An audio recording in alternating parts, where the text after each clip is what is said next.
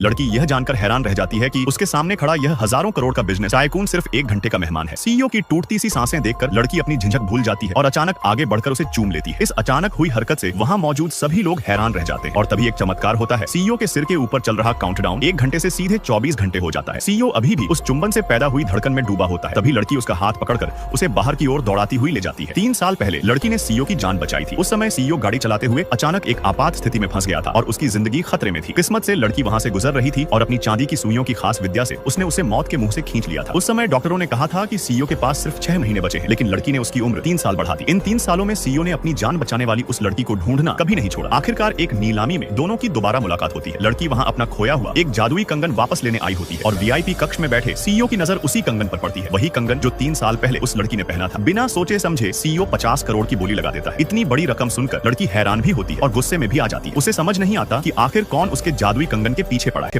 लेकिन 50 करोड़ के सामने वह बेबस हो जाती है। उसकी कंगन वीआईपी कक्ष में भिजवा दी जाती है। वीआईपी कक्ष में सीईओ कंगन को देखते हुए उस लड़की को याद कर रहा होता है। तभी उसके शरीर में छुपा हुआ जहर अचानक सक्रिय हो जाता है। तेज खांसी के साथ उसकी हालत बिगड़ने लगती है। इसी दौरान लड़की वीआईपी कक्ष के बाहर पहुंच जाती है। अंदर सीईओ की हालत देखकर वह पहरेदारों को काबू में कर अपनी आध्यात्मिक शक्ति से अंदर घुस जाती है। सीईओ लड़की को देखकर सोचता है कि शायद यह उसकी मौत से पहले का भ्रम है, लेकिन लड़की बिना देर किए चांदी की सुइयां निकालकर उसका इलाज शुरू कर देती है। पर सामान्य दुनिया में आध्यात्मिक ऊर्जा कम होने की वजह से इलाज का असर बहुत कम होता है। मजबूरी में लड़की उसके और करीब झुकती है और अपनी ऊर्जा उसके शरीर में प्रवाहित करती है। अचानक सीईओ अपनी आंखें खोल देता है। लड़की के सिर को पकड़कर चुंबन को और गहरा कर देता है। लड़की घबराकर उसे धक्का देकर अलग कर देती है। जब सीईओ को एहसास होता है कि यह कोई सपना नहीं है, तो वह भावुक होकर लड़की का हाथ पकड़ लेता है। लेकिन लड़की 3 साल पहले की सारी बातें पूरी तरह भूल चुकी होती है। सीईओ थोड़ी देर उदास होता है, फिर खुद को संभाल लेता है, क्योंकि उसे दोबारा देख पाना ही उसके लिए काफी होता है। तभी लड़की की नजर सीईओ के हाथ में पकड़े कंगन पर पड़ती है। जब वह उसे लेने की कोशिश करती है तो पता चलता है कि वह कंगन पहले ही किसी और को स्वीकार कर चुका है। दिल में अफसोस होने के बावजूद लड़की वह कंगन सीईओ को लौटा देती है। जैसे ही दोनों की उंगलियां एक दूसरे को छूती हैं, एक शुद्ध आध्यात्मिक ऊर्जा दोनों के बीच बहने लगती है। लड़की तुरंत समझ जाती है कि अपनी बीमारी ठीक करने के लिए उसे इस आदमी के शरीर से ऊर्जा लेनी होगी। हैरानी की बात यह होती है कि सीईओ बिना झिझक हामी भर देता है। लड़की उसे जल्दी से जियांग परिवार के घर आने को कहती है, वरना उसकी बीमारी का इलाज असंभव हो जाएगा। लड़की ने कभी सोचा भी नहीं था कि अगली मुलाकात में सीईओ फूलों और शगुन के साथ शादी का रिश्ता लेकर आएगा। सीईओ कहता है कि जब दोनों को साथ ही रहना है तो शादी कर लेना ही बेहतर है। वह कंगन दिखाते हुए वादा करता है कि लड़की जो भी मांगेगी वह पूरा करेगा। यह सुनकर लड़की की आंखें चमक उठती हैं। वह खुद को समझाती है कि उसे दौलत का लालच नहीं है, वह तो बस लोगों की जान बचाकर